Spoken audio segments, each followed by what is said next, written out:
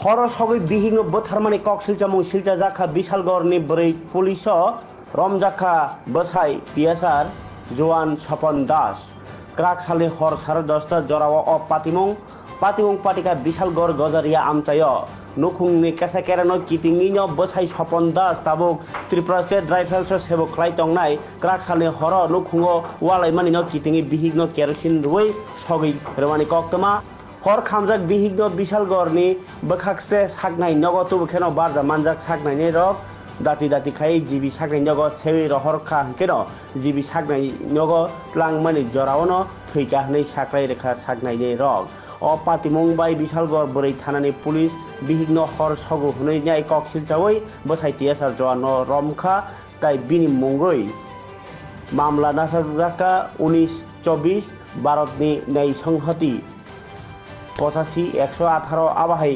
रायजाबाय स्रांसालनि फुङो कक सिलचा जानायनि दरबारनाव तेह जानायनि सायखानारखा यां स्रांसालनि दिपरानो फरेन्सिक टीम पातिथायाव थाङै नायखा मानजाखा एसडीपीओ दुलाल दत्त ताई बिशालगढ़ बोरै थानानि ओसी शिवली दास ताई बिशालगढ़ थानानि ओसी सञ्जित सेन खबै टीएसआर जवान रक